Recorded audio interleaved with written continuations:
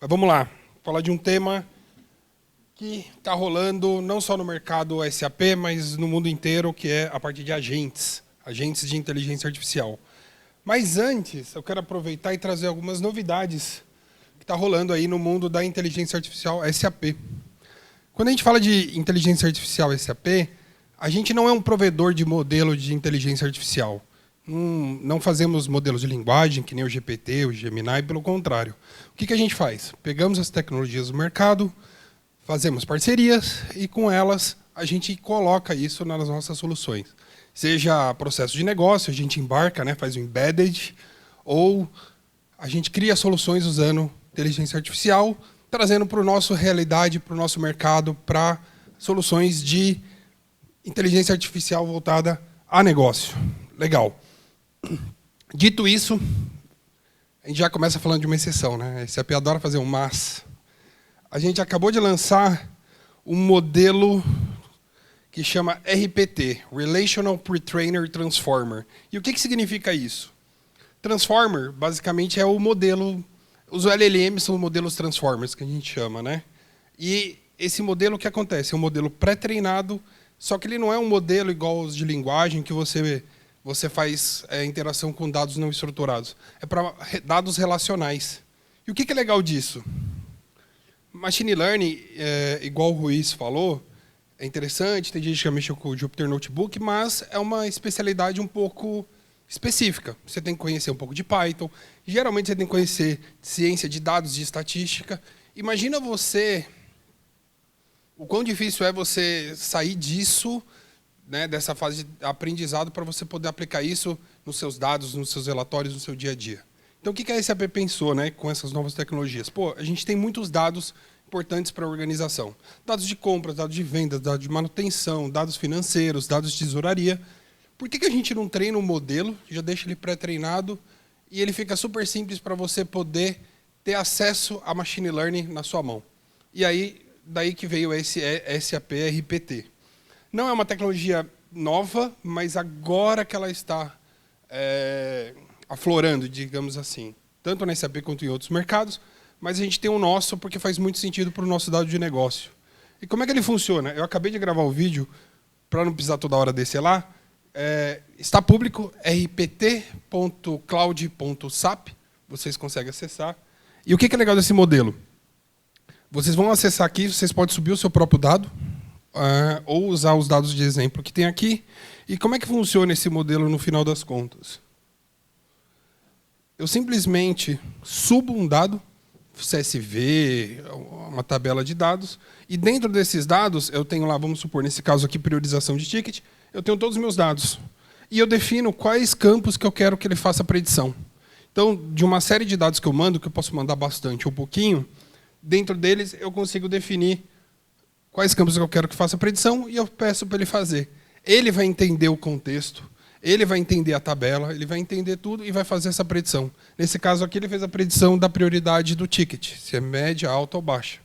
Ou seja, eu consigo fazer isso com basicamente qualquer dado SAP. Isso é muito interessante porque eu só passo os dados para ele e eu falo, ó, desses dados, esses campos eu quero que você faça a predição dessas linhas. Ele entende todo o contexto e já vai fazer a predição para você, né? A determinação estatística aqui, sem precisar você ser um cientista de dados. Legal? Isso é uma novidade, vai ser liberado agora, no final do ano, para todo mundo, inclusive, está público. Eu convido vocês a entrarem em rpt.cloud.sap para vocês poderem acessarem e começar a brincar e subir alguns dados. E, inclusive, tem dados de exemplo aqui, dá para vocês brincarem e ter machine learning na mão, direto, independente do que for. Inclusive com dados no SAP, tá? Ele está funcionando muito bem. Ele está chegando em predições muito boas, segundo os benchmarks que a gente está fazendo. Legal? E aí, sim, o que tem de outras novidades, né? Além desse modelo novo que acabou de lançar? No mercado, os LLMs estão virando uma commodity. Uma commodity cara, uma commodity ainda complexa de se ter, mas está virando uma commodity. Cada hora lança um modelo mais poderoso e, consequentemente, mais barato. O próprio DeepSeek chegou tomando o mercado de susto, sendo um modelo muito mais barato, muito bem performático e foi utilizado muito menos recursos para ser treinado esses modelos. Então, o que acontece? Todas as empresas estão percebendo que eu não posso me travar em nenhum player. Então, eu não posso fechar e ficar travado na Microsoft ou na Google. Eu tenho que aproveitar o que está de melhor do mercado e eu preciso, inclusive, ter essa flexibilidade de poder escolher os melhores modelos na hora que eu precisar e sempre tirar o proveito do melhor e mais barato. Além disso, algumas pessoas já perceberam, mas os modelos estão cada vez melhor em raciocínio e planejamento. Por que isso? Porque quando começaram a evoluir lá para o GPT-4, o que eles perceberam? Eu não posso só fazer um algoritmo determinístico de falar a melhor resposta a partir do que você pergunta para mim, que basicamente é adivinhar as próximas palavras. Eu preciso tentar um raciocínio próximo do ser humano. Ou seja, a gente recebe, vamos supor, no trabalho, um projeto. Você recebe o projeto, né? Vê lá o que você precisa, aí você vê o escopo do projeto, né? Aí você vai lá, senta com os seus usuários para poder levantar os casos de uso e tudo mais. E aí você descobre que, na verdade, é muito maior do que você imaginava, né? Mas o tempo é curto. O que você faz quando você descobre disso? Você senta, chora, né? Fala assim, meu Deus, como é que eu vou fazer? E aí você determina um plano para isso, planeja, fala assim, beleza, como é que eu faço para resolver isso? Putz, eu vou atacar desse jeito, vou ter que trabalhar até mais tarde, eu vou ter que virar à noite, em vez da especificação bonitinha, que a gente sempre quer como funcional passar para o ABAP, a gente acaba entregando papel de pão e bola para frente. Os modelos hoje eles fazem isso, eles interagem com ele mesmo, para no começo eu falar assim, legal, me determina hipóteses. Beleza, dessas hipóteses, qual é a hipótese melhor? Qual que é o plano de trabalho? E ele responde. Esses modelos já estão trabalhando, interagindo com ele mesmo. É transparente para vocês, mas é como acontece. E agentes de IA é o novo hype. Todo lugar vai falar de agentes de IA. Todo mundo vai falar. Legal? E aí, como a gente falou, a capacidade de raciocínio está muito próxima do ser humano. A gente acha ainda que vai demorar muito para passar, mas os benchmarks estão provando que eles estão cada vez mais evoluídos. Inclusive, nessa semana já teve uma mudança que o O3, que ia ser o modelo mais poderoso, a OpenAI está mudando aí para um outro, que vai ser o 4.1, ou, em vez de ser o GPT-5, é o O4.1, algum desses modelos. Então, cada hora está vindo modelos cada vez mais poderosos e também cada vez mais baratos. Legal. E esse fato de planejar, de raciocinar, possibilitou a criação de agentes. No caso aqui, da SAP, o Joule Agents, né? Alguém já ouviu falar da Joule, a nossa assistente? Eu acho que é o tempo todo, né? Legal. O que é? A Joule é um assistente, é um copiloto, assim como a Microsoft tem um copilot dela. Ela faz algumas coisas em seu nome e ajuda.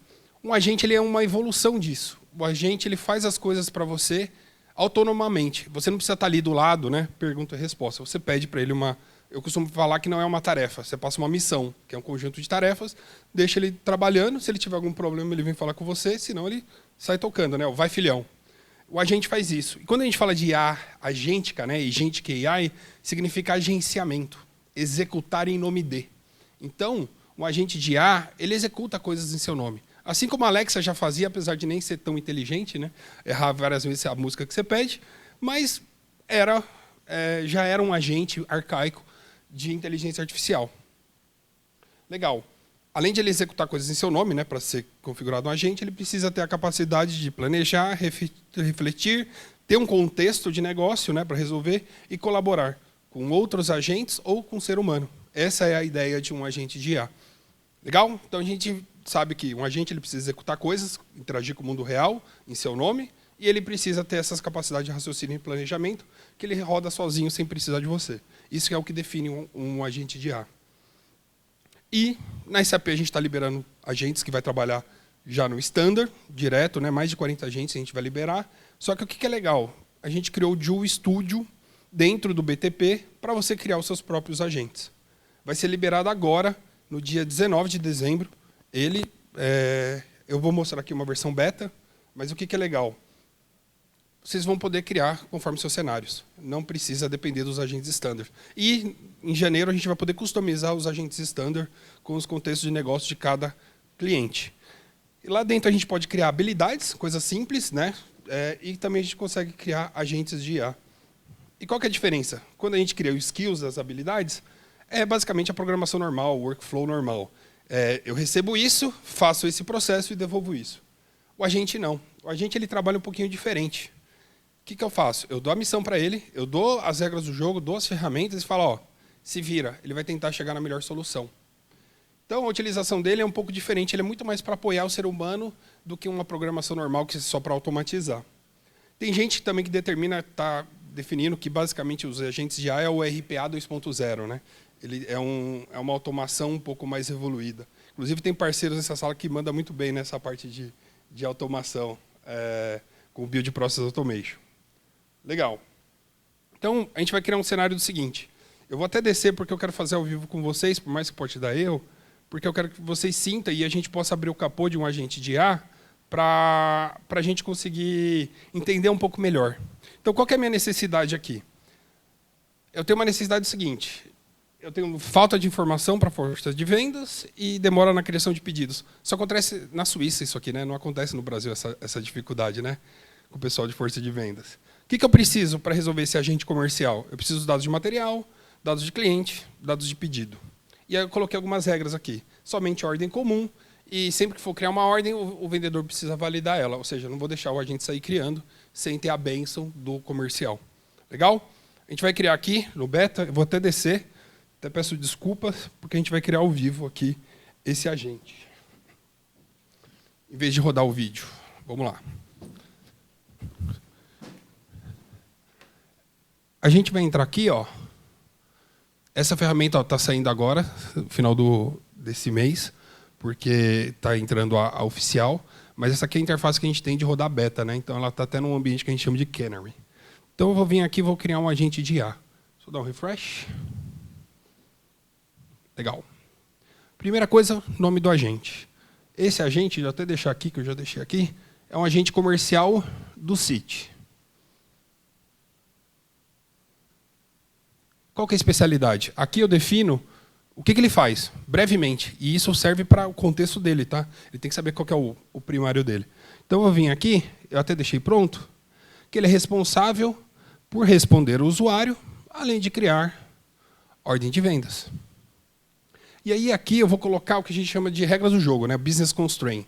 O que ele pode e não pode fazer. E aqui é uma interação sempre, tá? Você vai monitorando o que ele vai recebendo, o que ele vai processando, e se ele está indo para um caminho errado, você sempre vai falando para ele, ó, quando acontecer isso, faça isso. Quando acontecer isso aqui, faça isso aqui. E o legal também, sem programação, só linguagem natural. Então eu vou pegar aqui as minhas instruções. Inclusive eu tenho aqui algumas regrinhas que a gente vai falar um pouco melhor. Isso aqui foi tudo tentativa e erro, tá? Prompt engineering, no final das contas, é tentativa e erro. Não tem nada mais simples do que isso. E aí eu coloquei algumas regras, por exemplo. Quando ele for criar uma ordem de venda, eu solicito para o usuário que ele precisa preencher o campo de referência. Quando eu vou criar uma ordem com referência na outra, eu preciso também incluir os itens, porque eu posso copiar só o cabeçalho. Eu precisei dar esse contexto para ele, senão ele ia se perder. Além de ensinar algumas coisas do formato SAP, porque a gente é agnóstico, então a gente usa N modelos, então a gente pode trabalhar qualquer um, então a gente precisa explicar que só no mundo SAP quantidade tem 3 casas decimais e data, né? Ano, mês, dia. E aí eu defino também a regra do jogo. O tipo de ordem vai ser só a OR, essa é a minha organização de vendas, esse é o meu canal de distribuição, assim por diante. Eu coloquei várias regrinhas aqui. Legal. Quantas vezes eu posso pensar, ou seja, interagir com o modelo de linguagem para chegar no meu resultado, e se eu vou ter atividade de pré e pós-processamento. O que é isso? Pré-processamento eu receber as instruções, decompor e planejar, e pós-processamento é refinar. Então, às vezes eu fiz um passo e não deu certo, deixa eu refinar aquilo, repensar em cima disso. Legal? Com isso, eu tenho configuração aqui que a gente chama de mascaramento e filtro e anonimização, caso você trabalhe com dado de LGPD. E aí eu defino o modelo. Esse modelo está no meu hub de IA generativa lá no BTP. Então, aqui a gente libera os que funcionam para agentes. Então, posso trabalhar com Google, com Mistral ou OpenAI. E eu preciso escolher 2 modelos. Por quê? É caro. É muito processamento. Cada chamada aqui é uma carga de um iPhone, basicamente. É um absurdo. E eu vou mostrar para vocês a quantidade de token que a gente trafega. E aí a gente precisa de um modelo base, que é um modelo barato, rápido, e um modelo avançado para quando não resolve o barato e para a parte de planejamento e raciocínio. Legal? Definir meu agente. A única coisa agora que eu vou fazer para ele, que o que falta, é adicionar as ferramentas, que é a porta dele para o mundo externo. Então, eu vou aqui adicionar algumas ferramentas. Primeira ferramenta, calculadora. A gente sabe que o modelo de linguagem adivinha o cálculo, ele não faz o cálculo, ele produz linguagem. Então, eu não quero ter um agente comercial que não sabe fazer conta, né? Já pensou a dificuldade? Então, eu vou colocar aqui uma calculadora. Calque. Outra ferramenta que é muito importante adicionar é a Human, ou seja, é a possibilidade dele te devolver, se ele tiver algum problema, interfacear com você, não ele sair executando sozinho, então sempre tem que ter. E para mim é mandatório. E agora eu vou adicionar os dados do meu S4HANA. Então, eu já tenho as interfaces aqui standard. Então, eu vou pegar aqui o data, somente leitura. Essa parte está um pouquinho técnica. Quando vocês for fazer, vai ser diretamente na Joule. Você vai pedindo para ela, ela vai... É o que a gente chama de vibe coding. Você vai pedindo para ela, ela vai te preenchendo. Então, você não vai ter uma dificuldade. Então, aqui eu vou colocar as destinations. Para quem ainda não está muito no mundo BTP, destination é basicamente a SM59 do BTP. Então, ó, vou colocar aqui o produto. Um segundinho. Produto. Vou adicionar aqui também parceiro de negócio. Parceiro de negócio. Eu já tenho aqui até o destination já pronto. BP. Nosso famoso business partner. E eu vou adicionar aqui também a ordem de venda. Vou até colocar em inglês. E aí é uma coisa que acontece, tá? Isso funciona para toda a IA. Em inglês é muito melhor, é muito mais fácil, porque ele foi treinado com a internet toda e 90% do conteúdo da internet está em inglês. Então ele é um pouco melhor do que em português. E quando a gente fala de sales orders, em inglês é só sales orders, não tem outro título. Em português é pedido do cliente, pedido de vendas, ordem do cliente, ordem de vendas, só pedido. Você nunca sabe. Então a gente tem um problema em português. Então eu já deixei aqui em inglês para facilitar. E aqui eu vou colocar a habilidade dele criar o post. E aí eu vou adicionar aqui a minha destination. E pronto, criamos um agente de IA. Está pronto, funcionando. Agora a gente vai testar. Vou dar um start. Lembrando que vocês vão utilizar diretamente na Joule ou via chamada de outro agente, né, via protocolo MCP. Aqui é só uma interface para a gente começar a testar aqui. E aí, aqui eu vou fazer algumas perguntas. Mas antes, o que eu vou fazer? Vou abrir meu S4, porque a gente vai fazer pergunta baseada no S4. Então a gente tem que provar, né? Não adianta só falar, ó, vai buscar. Vamos fazer a Vera aqui. Então, estou carregando aqui o meu KNQ, é o meu S4HANA. Eu vou pegar aqui, ó, administrar pedidos do cliente, minhas ordens de venda. Então, aqui eu tenho várias ordens. Deixa eu pegar aqui, ó, Intelicorp, eu tenho a ordem 251, eu tenho a ordem 249, aí desce um monte, eu tenho a ordem 190, 180, eu tenho aqui, ó, 171, 2, legal, tem um monte de ordem dele. Eu não programei isso, tá, gente? Eu só dei as ferramentas. Falei, ó, você tem acesso a isso, isso, isso. Eu não falei mais nada para ele. Eu vou vir aqui agora perguntar para ele quais são as últimas 5 ordens do cliente Intelicorp. Então, vamos perguntar aqui, ó. Quais são as últimas 5 ordens do cliente Inteli. Eu vou até colocar aqui porque eu não falei para ele que ele tem que considerar maiúsculo e minúsculo. Então, eu vou colocar aqui, ó, quais são as últimas ordens do cliente Intelicorp. E aí eu vou pedir para ele. Então, nesse cenário que você tem as informações e você precisa prover de uma forma fácil, só que você não sabe o que a pessoa vai perguntar, qual que ele vai querer juntar, um agente de IA faz todo sentido. Então, um agente de IA, eu vejo que vai ser muito bom para você fazer certas automações e para ser um grande ponto de apoio ao usuário no dia a dia, para a função dele. E aí ele trouxe aí as ordens, bonitinho, ó, A260, 249, 251, 190, 180, bonitinho aqui minhas ordens. Legal, vamos pegar os detalhes da 180, porque aí eu quero abrir o capô para vocês verem como é que ele chegou nesse resultado. Então eu vou pegar aqui, ó, quero detalhes da ordem 180. Inclusive dos itens.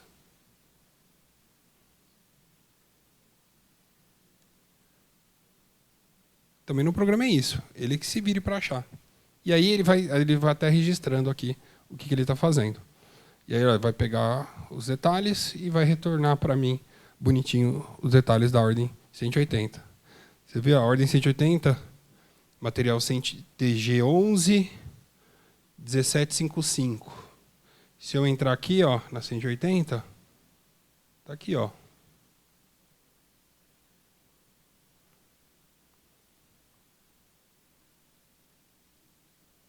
(1755) TG11. Bonitinho, trouxe para mim. Eu acho um diferencial, assim, eu estou assustado como desenvolvedor.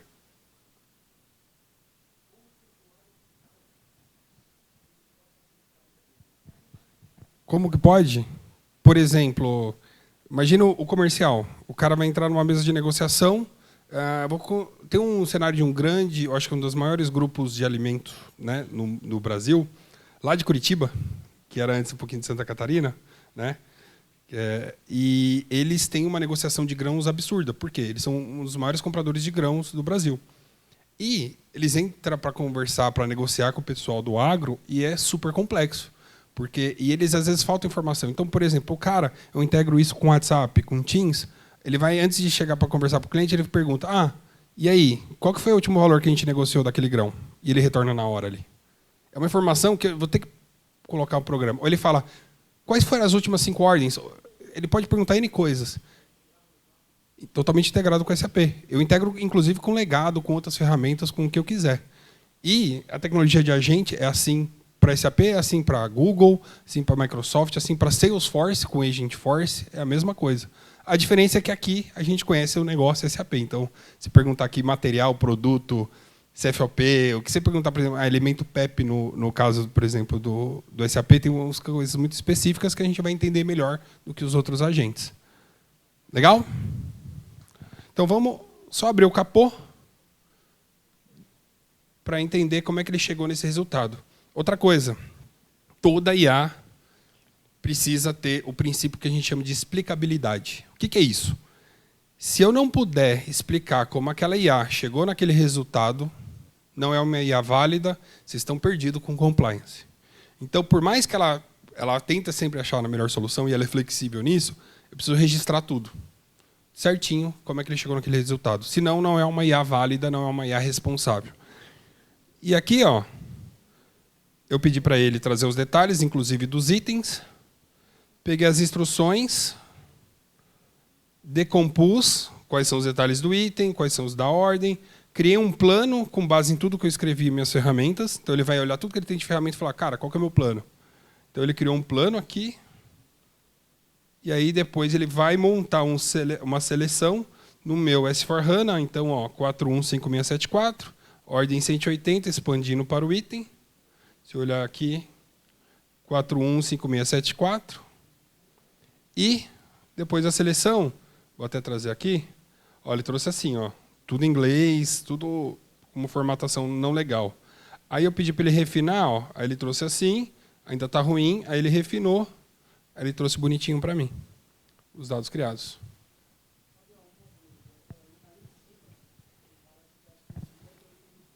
Perfeito, e era isso que eu ia chegar. Essa perguntinha gastou basicamente 20 centavos de euro. Tá? A gente trafegou mais de 60 mil tokens. Ou seja, o nível de... Isso aqui, com certeza, é mais que uma carga de um iPhone. Tá? Uma perguntinha dessa. É uma tecnologia que requer muito processamento, então a gente não vai usar para tudo. E aí é legal você colocar do preço quanto que custou essa iteração, por quê? Eu vou usar agente de IA para tudo? Não, nem a pau. Se eu sei, por exemplo, deixa eu voltar aqui. Se eu sei, por exemplo, que eu preciso pegar aquele campo da nota fiscal, lá do XML, e jogar lá na Amigo, na entrada de material, naquele outro campo específico do S4, Eu não vou precisar de um agente pensar toda vez onde ele movimenta. Então, assim, eu não vejo a programação acabar. O que a gente sabe está definido, a gente não vai botar na mão de um agente. Pelo contrário, para ele gastar um processamento toda vez ainda correr um risco de um dia ele falar assim, putz, não vou jogar aqui, eu vou jogar aqui. Não, eu não posso. Mas, quando a gente precisa, por exemplo, uma ferramenta de apoio que traga informações que você não precisa programar toda hora, eu quero um relatório assim.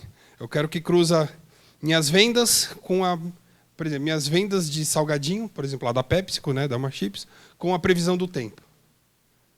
Putz, imagina você programar um modelo para isso. Não, mas se você der essas informações para o agente, ele é capaz que ele já consiga fazer uma previsão para você. Então, a ideia é para o mundo aberto. E essa é a ideia dos agentes. É abrir um outro ramo para a gente utilizar a programação e inteligência. Eu vejo que vamos resolver muita coisa de automação, mas tem um caminho todo novo de soluções para ajudar o dia a dia do usuário, de vocês, da TI, para a gente desenvolver.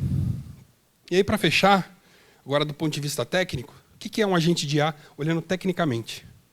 É nada mais que um programa, um app, só. É um programa, é a operacionalização dos modelos de linguagem. Então, é um programa basicamente em loop infinito, toda hora interagindo com o LLM. Então, eu recebi a informação, faço uma execução. Vou fazendo, agora eu preciso acessar o mundo externo. Aí eu uso as ferramentas e faço aqui entro na internet, entro em alguma explicação, entro num banco de dados. E se vocês perceberem, o ChatGPT ele já é um agente. Pouca gente percebeu. Hoje ele entra na internet para trazer o contexto para você.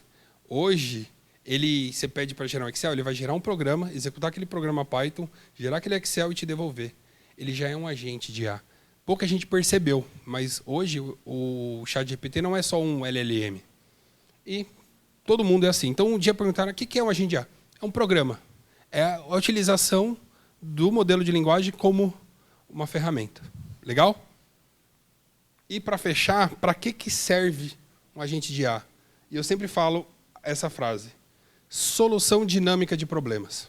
Essa é a ideia de utilizar um agente. E a gente sai do padrão, né, de ter que antecipar tudo, para dar o máximo possível de informação e ferramenta para ele tentar se virar sozinho. E o que é importante, até puxando a última palestra do Ruiz.